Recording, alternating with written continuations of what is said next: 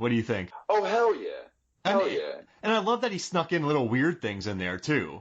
Like, blending the old with the new, and I kind of dug that. And then, but one thing I don't agree with, I want to see what you think. He said that Nomak he's a hero in the movie. But then they said he is creating this army of, these Reapers, they don't really have much thought, do they? They're more like... Yeah, they're more like parasitic, or not parasitic, but like more, like he's the parasite and they just follow his commands, basically. So... Like symbiotes or something. Yeah, exactly. Like, those movies, we got to kill the queen.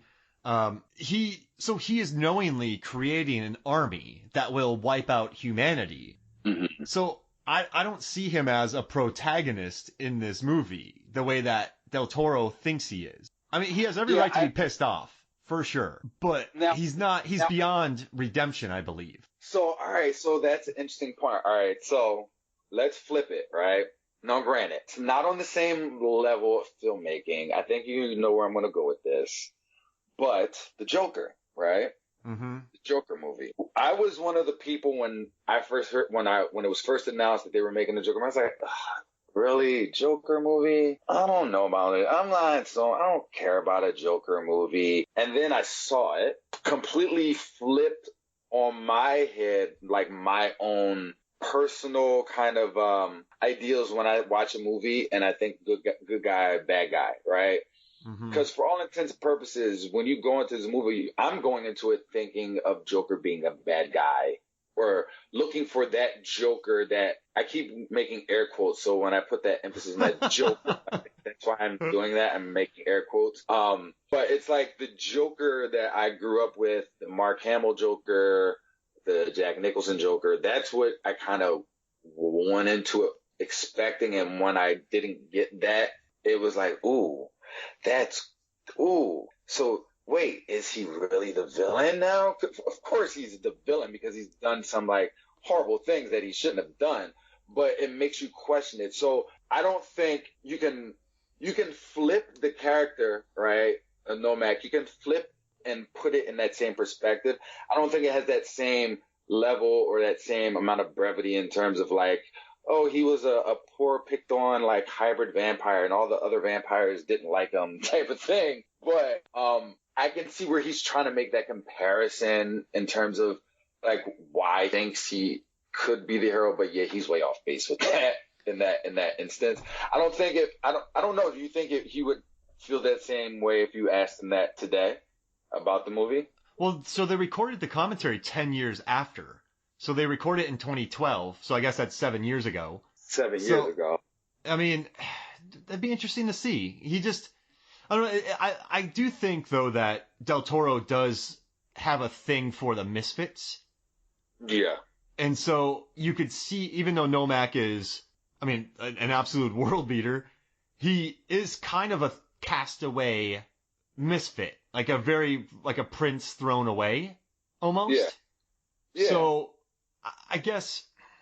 And he's looking for like, at its base, it's like he's looking for his reason, and that's his reason, right? That's his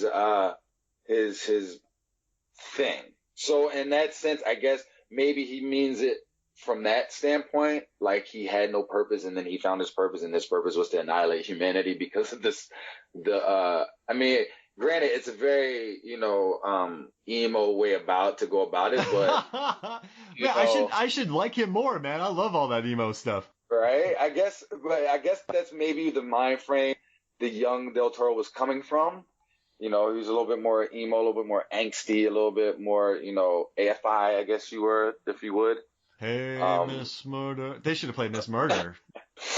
So, yeah, I definitely don't see him as a hero, though, because, yeah, he did some horrible effed up stuff in the movie. And during the final fight, did you notice that they're fighting in front of a spiral staircase and then another spiral piece of art which represent two separate strains of DNA, and they have different DNA than the rest of the vampires? No, I did not notice that. Isn't that Del Toro put that much into it? That's a fun little Easter egg right there. Note that, people. That's a fun Easter egg to know. And two of them because they're different. Isn't that nuts? Yeah. Oh, that makes me happy. And then I just want to read something to you that Roger Ebert wrote because it really made me laugh. You're going to like this. Blade 2 is a really rather brilliant vomitorium of viscera. It's a vomitorium of viscera. Vomitorium of viscera. A comic book with dreams of becoming a textbook for mad surgeons. There are shots here of the insides of vampires that make your average autopsy look like a slow afternoon at Supercuts. The movie has been directed by Guillermo del Toro, whose work is dominated by two obsessions: war between ancient enemies and sickening things that bite you and aren't even designed to let go. I love that. And I also love what he wrote. He's attracted to the vampire Nisa, but we sense a relationship between a creature of the night and Blade, known as a Daywalker, is sooner or later going to result in arguments over their work schedules. That's funny. Like, Ebert was on fire for this. He gave it 3.5 stars out of 4. He absolutely adored. Yeah, he doesn't give horror movies like this he doesn't typically he loves Deep Blue Sea. He liked Anaconda. He liked this. But a vomitorium of viscera. I like that. Did he copyright that? A vomitorium of viscera? That's perfect. Like John Levengood of Movies, Films, and Flicks, that's going to be his new middle name. I think that's his favorite thing he's ever heard. That is perfect. A vomitorium. That's a good word. And I also like in this movie, in the first one, the vampires were very wasteful of blood. With the blood rave, I figured out how much blood came out. For an article, I figured out how much blood came out of those sprinklers. It was a lot. Yeah. And in this one, Damastinos has a blood pool. Like, how much do you is it like a jacuzzi? The blood would coagulate, correct? Yeah. I mean, is there anticoagulant yada yada? And then, you couldn't heat it up because that would, maybe he has some blood thinners in there or something, like some blood pressure medication that they mix into the blood, I guess, maybe, and good big batches to keep it. And maybe they have it like on a moderate, like human body temperature setting. So it's probably like a 97 degree temperature setting in the jacuzzi. And, you got the blood thinning medication in there to keep it from coagulating. Coagulation is a no-go. And then, I think they're set. And then, because they had the whole blood bank situation in 2 as well, didn't they? And there was just blood all over the walls. Yeah. Remember they were mopping and, what happened in that room? Was there just body explosions? Look, the bodies hit the floor, I'm assuming. Oh, man. Yeah. And I kind of like that scene. He's like, I hate vampires. I dug that. And then also, before we get out of here, I just want to bring one thing to you. I think, remember X-Men, how lame the initial fight scenes were? Bryan Singer's X-Men? Oh, the first one? Oh, my God. It was so bad. Oh, speaking of movies that don't hold up, oh, my God. Watching that first X-Men is so hard. Do you know what happens to a toad when it gets hit by lightning? The same thing that happens to everything else when it gets hit by lightning. Yeah. Oh my God, that shit was fucking. Joss Whedon wrote that, of course. So I mean, cringy. Like Robert Downey Jr. Who could pull off that line? RDJ? I think he could pull. If he could pull it off. I mean, dude. All right, so Owen Wilson, right? I love the Shanghai New. Owen Wilson could pull that off. Like, in his twang? Yeah, definitely. That Shanghai, if he's doing that character, definitely. I love the Shanghai franchise, too. I'm upset that they didn't do another one. They're very underrated. Like, they're all fresh on Rotten Tomatoes, and they're good. They're really good. Yeah, Shanghai Noon is my favorite. I love that one. We should talk about that on the pod. That movie deserves a relook. I'm always down to talk about Jackie Chan. So and Lucy Liu's in that, right? Yes, as the quiet sister. Between Behind Enemy Lines, Shanghai Noon, and Owen Wilson had a couple other action movies. I liked him as an action star. I did too. You know what? Not for nothing. I liked Behind Enemy Lines. That was surprisingly, and again, this was before he became a meme type of thing. Yeah. Wow. I mean, he did. Come on, he became a meme. But it's with his wows. Wow. Yeah, with the wow and the whole weird speech pattern thing. But he played that role damn well. I enjoyed Behind Enemy Lines. He was an underrated action star in the early aughts. Yeah, He does what he do. I dug it. But what I guess with X-Men, what else I was going to lead to it, but I get sidetracked so easily.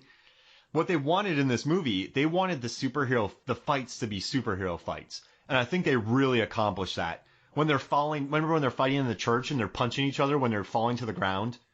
Oh, And, yeah. you know, they throw people into walls and it leaves an indentation of the body. And I think this is one of the first movies where there were just superhero They went fights. for it, definitely. Yes. I definitely agree with that.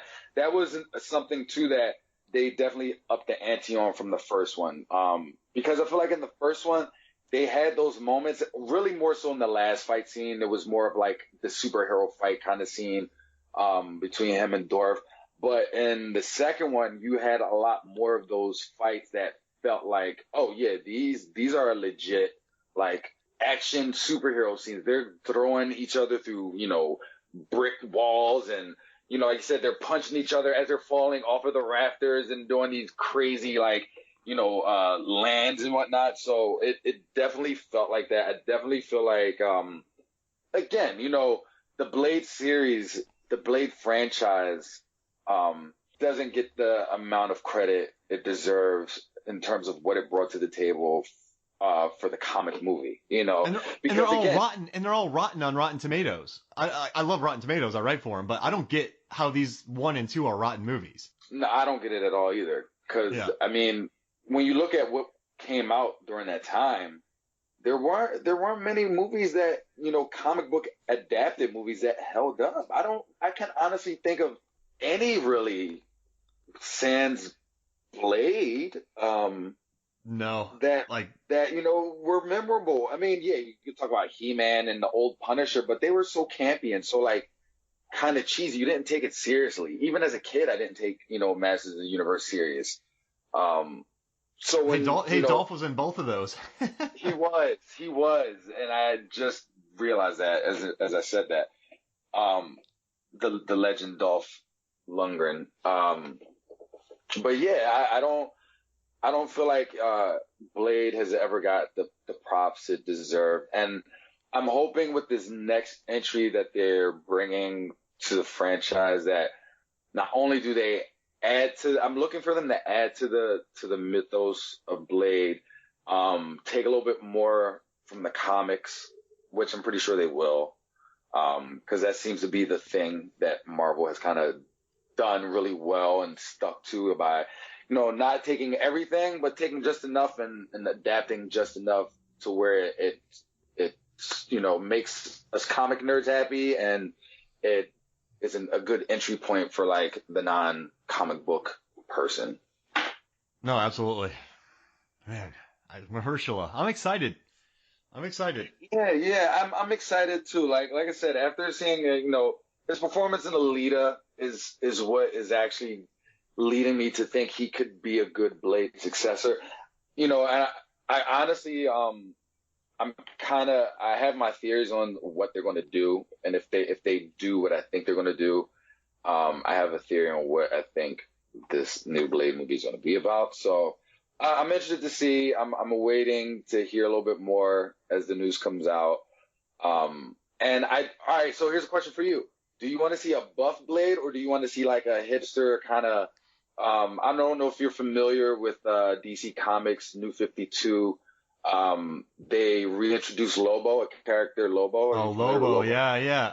So when they reintroduced Lobo in the New 52, they made him this like emo, like angsty, like you know, it just wasn't the character. It like was a Keanu, like a Keanu Constantine.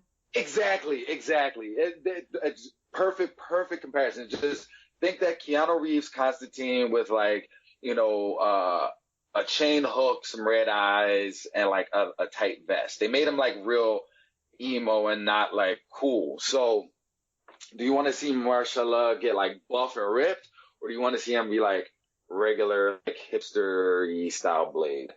He's gonna get. I mean, every Marvel, like Paul Rudd got buff and ripped. So I'm thinking